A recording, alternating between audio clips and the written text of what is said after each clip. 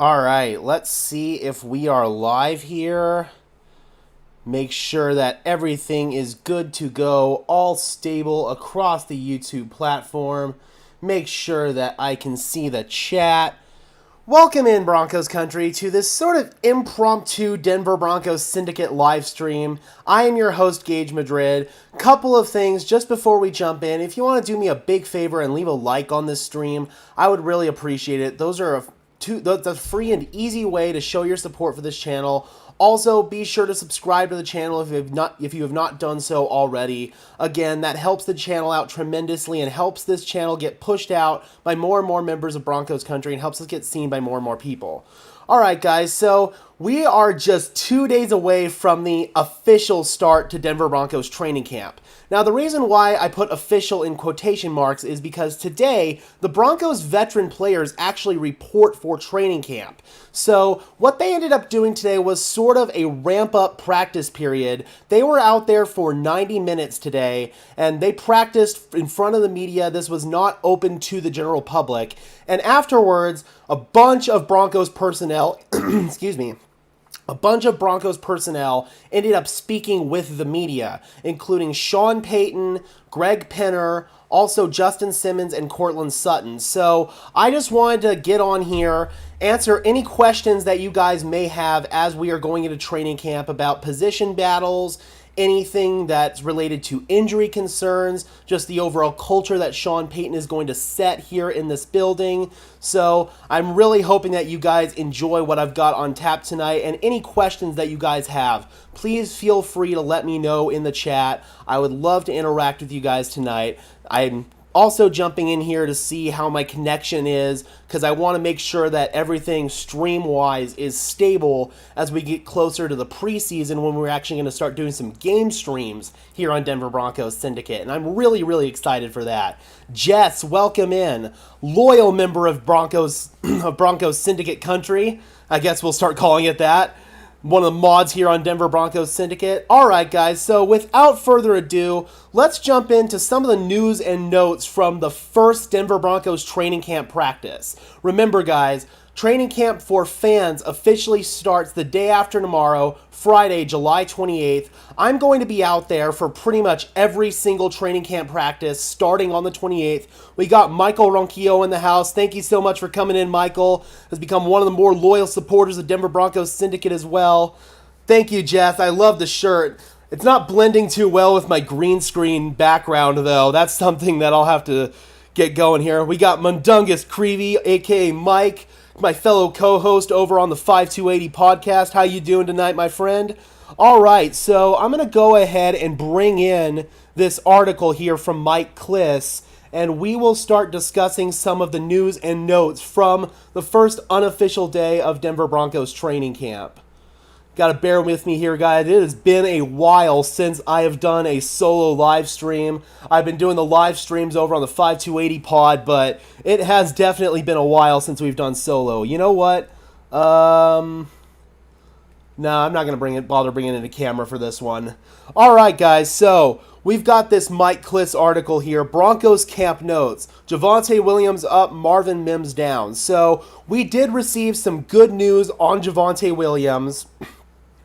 The trending pattern for him pretty much ever since the draft, when the Denver Broncos opted not to select a running back, has been that it's been an expectation that Javonte Williams will be ready to go for training camp. It's been revealed that Sean Payton is going to ramp up Javonte Williams' workload a little bit more slowly. That's something that we are going to talk about here in this article. So we'll come down here and get into it. So, oh man, I hate these little pop-up videos here. First part of the article states that Javonte Williams was out there for the first set of reps as the Broncos neared the end of their 90-minute ramp-up training camp practice beneath a warm late morning sun Wednesday, the first practice of 2023. But Sean Payton said the Broncos' top 4 running back, who is nearly 10 months removed from the ACL injury he suffered in Game 4 last year at Las Vegas, wouldn't be out there every day in camp. They're going to ramp him up a little bit more slowly, make sure he doesn't have any flare-ups in his knee, anything along those lines. Sean goes on to say here, any player who had a significant injury a year ago, Bo or Bo Lowry, the Broncos player health and performance boss, and I will sit down and we'll have a group one, and that would be someone like Williams. We'll have days on, limited days, days off, and that would be some. Excuse me, we'll have days on, days off, and limited days, so on. And there's a process. It won't be only with him either. There will be a handful of those players who are coming off of various surgeries and injuries. Tim Patrick, Aaron Patrick, KJ Hamler when he comes off the pup, and another player who is actually dealing with an injury right now that we will address later on in this live stream. And so it's going to be really, really tough for the Denver Broncos here. They're going to have a group of They will also have a mid-group of players that they'll have a set schedule with load management. And then the last group will be veteran players such as Kareem Jackson, who will basically have like veteran rest days and stuff like that because they're more prone also to various injuries. And they want to be smart with those guys going into training camp, making sure that while they get a significant level of workload in camp and in the preseason, and make sure that they're ready to go for the regular season and ensure that what happened last year doesn't happen again. I also feel like they want to be smart and they want to make sure that they don't risk injuries because we were the most injured team last year with 22 players finishing the season on IR. So Jess says, bummer news for Mims, but better earlier in the season than later. Absolutely. We're going to address that here in a little bit. So coming down here to Mims, actually, second-round rookie wide receiver Marvin Mims continues to be plagued by soft tissue leg injuries. He missed the final week or so of OTAs and minicamp with a hamstring pull, and he will miss the early part of training camp because of a pull to his other hamstring that he suffered during a recent workout. John Payton says that the good news there is he'll be ready to go in about 4 or 5 days, maybe a week. But he is going to miss those initial practices of his rookie training camp, which is definitely going to be tough. Mundungus says, so if not Mims and Hamler, then who? That's a good question. In fact, I'm going to go ahead and pull up the Denver Broncos depth chart, and we'll talk about who's expected to step up in KJ Hamler and Marvin Mims' absence. So when we look at our slot receivers here, we've got little Jordan Humphrey, who's kind of listed as the number 3 player according to our lads. Same with Montrell Washington. Those guys can both play the slot. Also, Kendall Hinton can fill that role. Jalen Virgil and Brandon Johnson are the 2 speedy wide receivers. So I would definitely keep an eye on Jalen Virgil and Brandon Johnson to fill those snaps.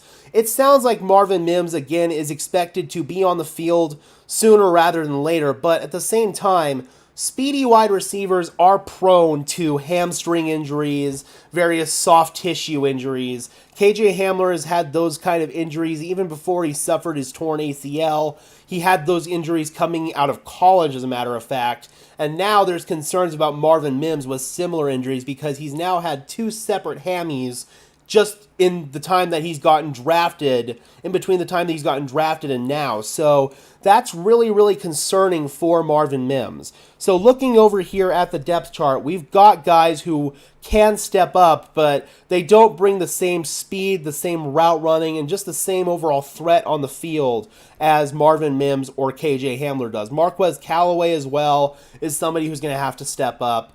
In 3 wide receiver sets, I feel like also the wide receiving unit is going to see Cortland Sutton and Tim Patrick on the outside, Jerry Jeudy on the inside on the slot. That's something we could also see in certain personnel packages.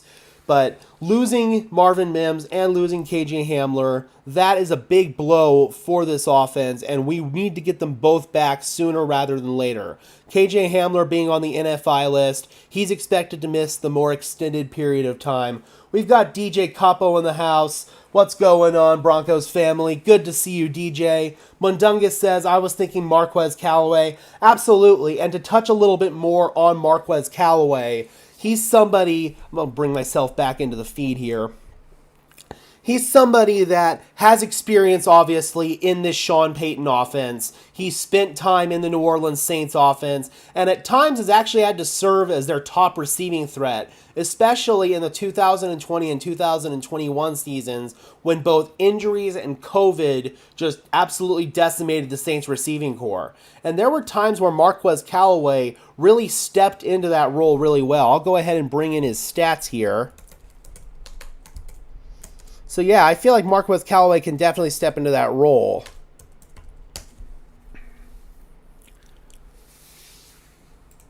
So if we bring in Callaway's stats, his best season came in the 2021 season, the last season that Sean Payton was in New Orleans, where he had 46 catches for 698 yards, a really good yards per catch average of 15.6, along with six touchdowns.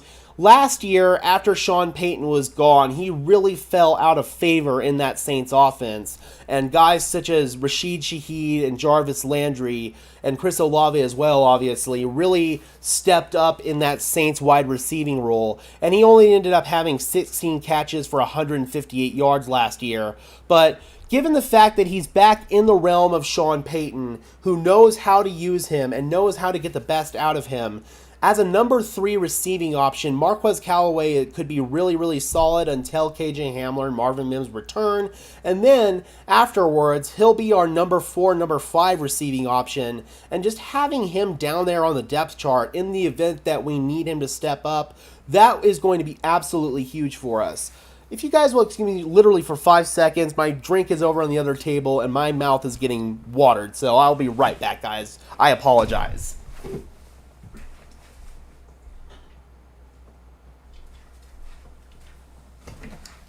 Got my Mountain Dew here. Sorry about... Oh my god, the Mountain Dew on the green screen. That's hilarious. Michael says the Broncos' new white helmet is clean and crisp. It is. It is. I've definitely warmed up to it a lot more now that I've actually gotten to see how it blends in with our Color Rush uniforms. And that's something else I feel like we should go ahead and address today is the Denver Broncos uniform conversation.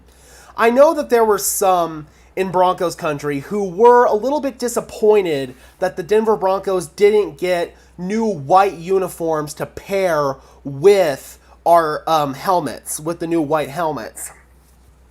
The reasoning behind this was that when the Broncos were under prior ownership, they would have had to have filed a claim by March 1st of 2022 with the NFL in order to submit for alternate uniforms. They did not do that because they wanted to wait and allow new ownership to make that decision. So the Broncos were limited to what they had to work with their current set of uniforms. So the only uniform that they could use was the Color Rush uniforms because per NFL rules, the alternate helmet must be paired with an alternate uniform. Mundungus says Mountain Dew. Absolutely, man. David says new helmet is awesome.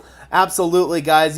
Be sure to drop your opinions on those helmets here in the comment section below. Let me know what your thoughts are on the new Broncos helmets. And are you guys looking forward to the Broncos potentially getting new uniforms? That is something that Broncos team president Damani Leach actually discussed in his press conference today. He said that the Broncos do anticipate getting new uniforms, but the process is going to take a little bit of time. If the Broncos are going to get new uniforms in the 2024 season, then they will have to have submitted a proposal with the NFL to do so by March 1st of this season. According to Damani Leach, it seems the Broncos are going to take a little bit more time with their uniforms. Because of this, that kind of leads me to believe that the Broncos did not submit a proposal in time to get new uniforms for the 2023 season. And that is for the 2024 season rather. And that is definitely somewhat disappointing if you are looking to get new uniforms. But I'm somebody who's a little bit more of a purist and a traditionalist. I like our current uniforms. I especially like our current color scheme. I love the navy blue, and that's something I really don't want to see go away with the transition to new uniforms. even if the navy blue is just an alternate uniform, I hope that we keep that in the rotation. We've got Leonard Keel in the house. Helmet is a beast. Denver Broncos for life. Let's go. Be sure to drop a like on the stream while you guys are in here. I would really, really appreciate it. Again, guys, helps tell the old algorithm to push us out and gets this channel seen by more and more members of Broncos country, just like you and me. Helps us out more than I can even state. That's the best way that you can help this channel grow. Jess says Walmart trying to get the uniform contract first. That's funny. But so the uniforms are definitely going to take some time for the Denver Broncos to perspire. But once we do get new uniforms, I feel like the team is going through the right process. They're getting fan feedback. They're making sure that they want to bring the old history of the team and the old influence in. They're doing the trial run with the white helmet, with the throwback Denver D, and according to a conversation that I had yesterday on the 5280 pod with my fellow co-host, Cam Parker brought up that there's a chance that the Denver Broncos could be looking to use this white helmet full-time as their full-time helmet. So I'm curious about your thoughts on that, Broncos country. Would you want the Denver Broncos to transition full-time to a white helmet? I'm definitely curious about your thoughts on that. Drop those comments in the chat and let me know. I'm a little hesitant on that.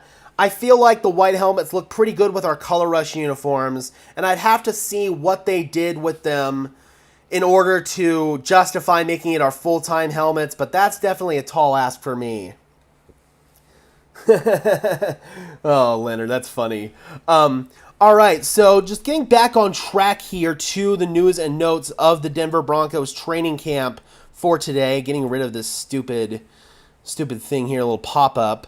I also wanted to jump into some injury updates for other players. We've touched on this in previous videos throughout the week, but 3 players, Baron Browning, Mike Purcell, and Kendall Hinton, who started the season on injury lists, the PUP list or the NFI list in the case of Kendall Hinton. They were both seen on the field today observing and working out on the side field. KJ Hamler was not seen out there, and that's concerning because KJ Hamler was participating in a limited capacity during OTAs and minicamp. And now he is not out there for training camp as he recovers from his partially torn pec that he suffered while training during the offseason. What this tells me here is that KJ Hamler is a little bit further away from seeing the field than we're hoping.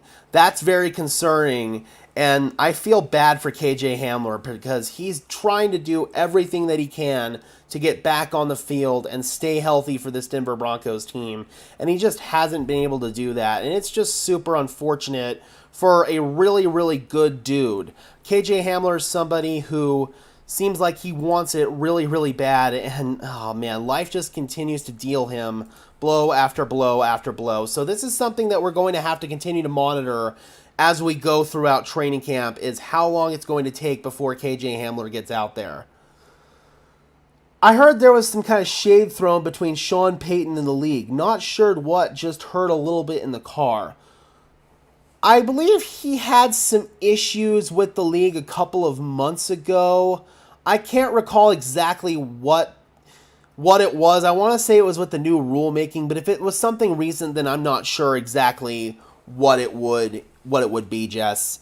But moving on here to the Denver Broncos kicking situation. The Denver Broncos, of course, elected to release kicker Brandon McManus this offseason in what was mostly justified as a salary cap casualty. And as his replacement, they brought in kicker Elliott Fry, who has kicked in a few games in the NFL, as well as Brett Maher, former Dallas Cowboys kicker and former New Orleans Saints kicker.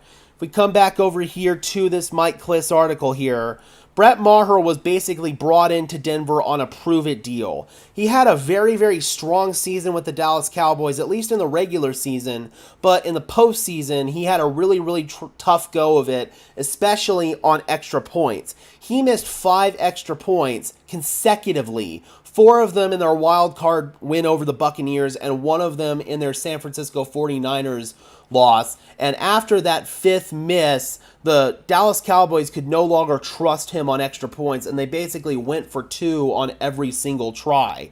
It was really, really rough for him, especially after the regular season that he had, where he had one of the best field goal percentages of all time. Leonard says, let him heal to get to 100% or at least 95. We've got Callaway, we've got Virgil, we've got Johnson, and we've got Washington. We've got depth. I definitely agree about the first 3 players. Montrell Washington is somebody who's going to have to prove it here in Denver. He's somebody that struggled last year on special teams. He muffed punts. He brought out returns when he had no business bringing out returns. Montrell Washington can be a dynamic playmaking threat, but he's also going to have to find a way to see the field. This current regime has no ties to Montrell Washington at all, so unless he does something to impress, then I honestly feel like Montrell Washington may not be here. But moving back to Brett Maher, he was almost a Denver Bronco on May 24th following a kicker tryout, but according to Sean Payton, at the time, he and the team were a little bit off contract-wise. Maher wanted to wait a little bit longer to see if something was able to materialize in terms of a better offer on the free agent market for him, but that never happened, and he ultimately accepted the Denver Broncos' offer of a vet minimum for a player of his service time of $965,000. This is a prove-it deal for Brett Maher all the way, and he's going to have to beat out Elliott Fry for the Denver Broncos kicking job. That said, though, I do feel like Brett Maher in the Mile High City, with his big leg, he has nailed 63-yard field goals, 61-yard field goals, 60-yard field goals. So having that kind of big leg in the Mile High City could be a big weapon for us as long as he overcomes those yips that he has had on extra points. And that was something that he was plagued with in his previous stint with the Dallas Cowboys. He then went on to have a stint with Sean Payton in the New Orleans Saints, who is a player who, as a coach I should say, is somebody who is really able to get the yips out of players and helps them sort of build back their confidence. So I really feel like Brett Maher is going to really benefit from having a coach like Sean Payton behind him, as well as the Broncos special teams brainchild of Mike Westhoff and Ben Kotwica. Brett Maher definitely figures to be the favorite to win the Denver Broncos kicking job right now. Leonard says that I think we should have kept Brandon McManus. He is a beast. Brandon McManus definitely was a beast in his heyday, but unfortunately over the past couple of years his production had started to decline a little bit, especially on extra points. That was one area where he was not as consistent where he used to be, and that's somewhere where obviously there's questions with Brett Maher as well, but also with Brandon McManus, there were times where he needed to make clutch key field goals and he'd miss them. I don't know if it was yips for him again, and it just felt like McManus was going to clash with Sean Payton and the new coaching staff, given his very outspoken nature and his very aggressive mentality, especially for being a lower level position at the end of the day as the kicker. So it was just time at the end of the day, I feel like, for the Denver Broncos to move on from Brandon McManus, but it left us in a really, really tough spot that we didn't address the kicking position in the draft and maybe bring in somebody who has a little bit more of an acumen behind their belt in college. But Elliott Fry could be a sneaky candidate here because he hasn't really gotten the opportunity to shine in the NFL. He kicked a couple of times in 2021 for the Chiefs and the Bengals as a COVID replacement. But besides that, we don't really know what Elliott Fry can do. He hasn't attempted a field goal in the NFL from 50-plus yards out, so I'm really excited to see what he does in training camp. He'll probably be attempting many long-distance kicks, so that's something I'm going to keep a really big eye on during camp. DJ says, I just want them to bring back Von Miller and let him retire here at home. I agree, and I feel like Von Miller will always have that emotional tie, an emotional connection with the Denver Broncos organization, and I strongly believe that Von Miller will return to Denver at some point once his playing career is said and done, and he will have his number 58 retired. The Broncos have not issued number 58 since Von Miller had retired, and I do feel like what Von Miller has contributed to the organization. He's the organization's all-time leading sacker. He is a Super Bowl MVP. At the end of the day, man, Von Miller absolutely deserves to be in the Broncos Ring of Fame and deserves to have his number retired. So, back to the Elliott Fry conversation and the Brett Maher conversation. Fry also took a vet minimum deal. So, the Broncos are going really cheap with their kicking spot, and they ultimately used the salary cap that they saved to go out and sign someone like Frank Clark. So the Denver Broncos have to really make sure that they got this decision right with Brett Maher and Elliott Fry. And right now, the favorite to win the Denver Broncos kicking spot is definitely Brett Maher. We've got C. Chang in the house saying, "Hi, Broncos fan. Welcome in, welcome in." This article does go on to continue that there are two notable free agents on the open market for kicking spot. Oh my God, Jesus. This article goes on to continue that there are two notable free agents available for kickers in Robbie Gould and Mason Crosby. So there are options for the Denver Broncos in the event that they want to... oh, Jesus. I'm so sorry, guys. There are options out there for the Denver Broncos in the event that they want to go down a more experienced route with the kicking spot if Brett Maher doesn't work out or if Elliott Fry doesn't work out either.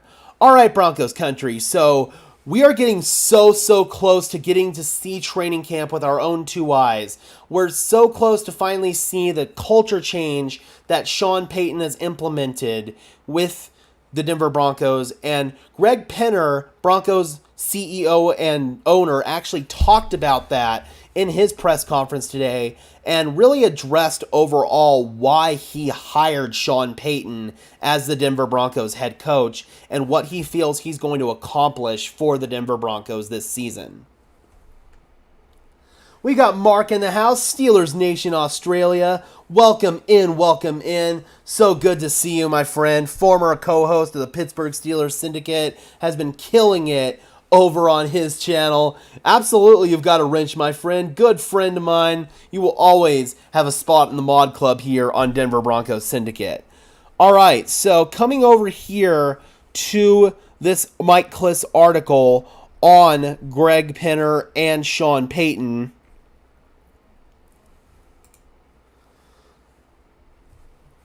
It says here that he answered 3 questions about the first head coach that he hired, Greg Penner did. The most interestingly stated was how he had, as the boss, accepted a coach who is old school, even cantankerous at times. I mean, I think he's great. He's got strong convictions and views, and it comes off from years of experience. He's got a lot of emotion and cares passionately about this team and what we're building. His heart's in the right place, and his intentions are right. He started with, we're going to raise the bar, and that's what we needed with this team and this organization. So, overall, man, it really feels... Oh, my God. So overall, man, it really feels like Greg Penner strongly believes that Sean Payton will eliminate the selfish me-first culture that has festered in the Denver Broncos locker room over the course of the past 5 seasons. And he's going to bring in his own stamp to this organization. That's already happened. We've seen it with the way the Broncos have approached the media, with not allowing the media to leak too much information. We've seen it with how practices are structured. I can't wait to really get out to practice and see what they're going to look like in terms of 7-on-7s, how much physicality we're going to have to those practices, how early the pads are going to go on, various things like that are things that are going to heavily monitor during Denver Broncos training camp. All right, guys, I'm kind of in video mode on this one as well. I wanted to kind of chop up this little segment here and release it as its own video, so that's kind of why if I'm ignoring the chat a little bit, that's why. So, moving back into Greg Penner here. Sorry, guys, I'm kind of doing a little on-the-fly video here. Today, fans will have 12 different opportunities to watch the team practice. So Greg Penner also talked about how the Denver Broncos plan on building on their legacy, but also not being afraid to evolve to the future. My view is legacy and history are important, and we want to honor that, but at the same time, one of my pet peeves, I remember my first meeting at Walmart when I took over as chairman, and I was explaining some of my pet peeves, and one was, please don't ever say the words, that's the way we've always done it, as rationale for something. I want to honor history, honor legacy, but be willing to change when it's necessary, and that's something that I really feel like is a good thing, because there are organizations such as the Green Bay Packers that I can think of off the top of my head, as well as the Denver Broncos at times, who are very set in their own old school way of doing things because that's the way that they've always done it. You think about the way John Elway built the team and organized the team and structured the team.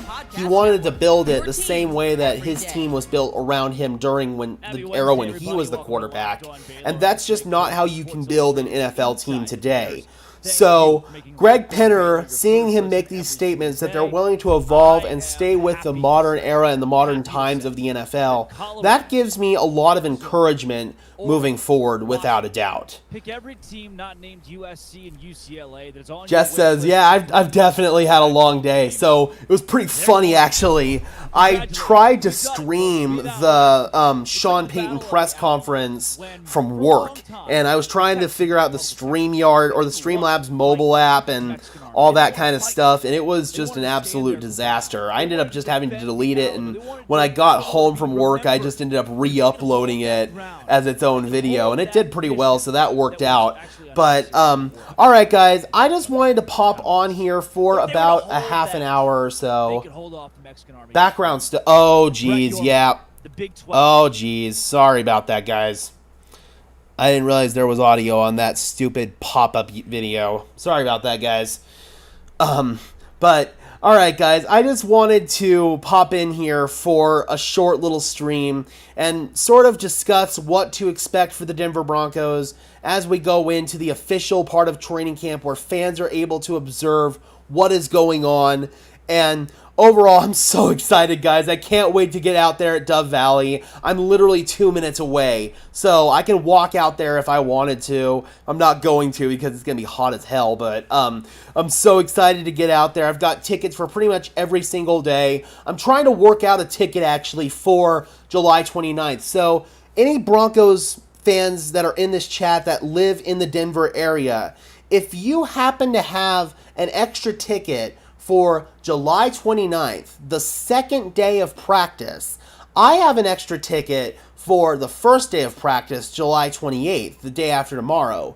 If you guys want to do a switcheroo with me, that way I can make sure I'm out there for every single day of training camp, that would be absolutely awesome. Michael, thank you so much for popping in. You have a good night, my friend. Hope to see you again for another live stream, and we will definitely be doing these live streams throughout training camp. I'll be doing a lot of check-ins, bringing you guys various information. I'll be out there with my own two eyes. Got my notepad right here. We'll be taking a lot of notes during training camp. I want to bring as much content as I can to you guys during this training camp period, during the preseason. I'm also, my first time announcing this on the channel, guys, I'm going to be going to Phoenix for the Denver Broncos' first preseason game in Arizona. I'm going to be seeing the very first game, at least the first preseason game of the Sean Payton era in Denver with my own two eyes. I'm so excited for that. I'm going to be driving down to Phoenix the night before. I'm going to be staying there for 2 nights. Then I'm going to be driving back home the next day. So a little bit of a 3-day trip down there to Phoenix. I'll be bringing you guys a lot of content. I'll be doing pregame and postgame live streams from State Farm Stadium there in Glendale, Arizona. So be sure to be on the lookout for that, guys. I'm so excited to bring you guys that interactive content from State Farm Stadium as I experience my very first Denver Broncos road game. So be sure to stay tuned for that, guys. And again, throughout training camp, we'll be doing plenty of these live streams and plenty of videos as well. I want to get out as many videos as I can during this time. Thank you guys so much for tuning in. Everybody have a great day. David, yes, I do have opening day tickets. So, if you have a one for the 29th and you're interested in potentially swapping with me, DM me on Twitter at GageMadridNFL. All right, guys. Thank you so much for popping in. You have a great night, everyone. And until next time, Broncos country, I am your host, Gage Madrid, saying